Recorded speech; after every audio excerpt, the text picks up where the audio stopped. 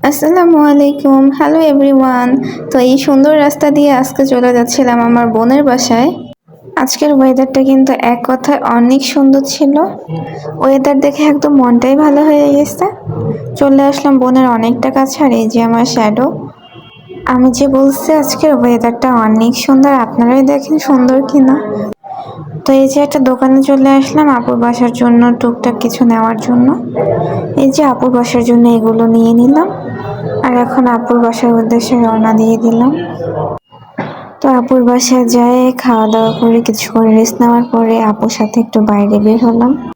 আর যখন রাস্তার এই সাইডটা দিয়ে যাচ্ছিলাম তখন এটাই মনে হচ্ছিল যে আসলেই বাংলাদেশে কত পরিমাণ মানুষ।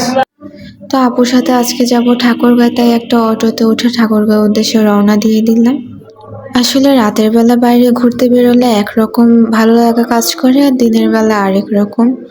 আর এটা হচ্ছে ঠাকুরগাঁওর ভিডিওর ক্যাম্প, যেহেতু রাতের বেলার ভিডিও তাই ভালো করে হয়তো বোঝা যাচ্ছে না। এটা আগে বলাকা সিনেমা হল ছিল, এখন মেবি বলাকা ডায়াগনস্টিক অথবা হসপিটাল বানিয়ে ফেলছে। আসলেই বলতে হবে যে বাঙালির মাথায় প্রচুর বুদ্ধি। তো কথা বলতে বলতে চলে আসলাম ঠাকুরগাঁও বড় মাঠে, আর মাঠের এক পাশে এরকম ফুল ছিল, আর গাঁদা গোলাপ, এই ফুলগুলো আসলে আমার পার্সোনালি অনেক পছন্দের।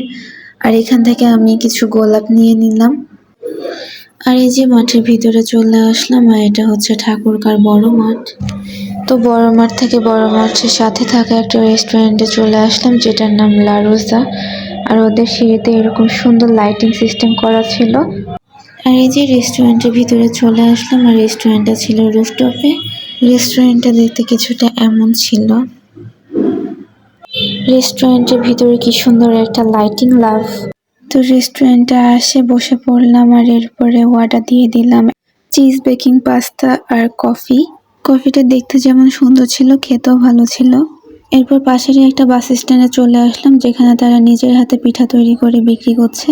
এখানে বিভিন্ন ধরনের পিঠা পাওয়া যায়, যেমন চিতই পিঠা, ডিম চিতই, ভাপা পিঠা, পুলি পিঠা আরো ইত্যাদি।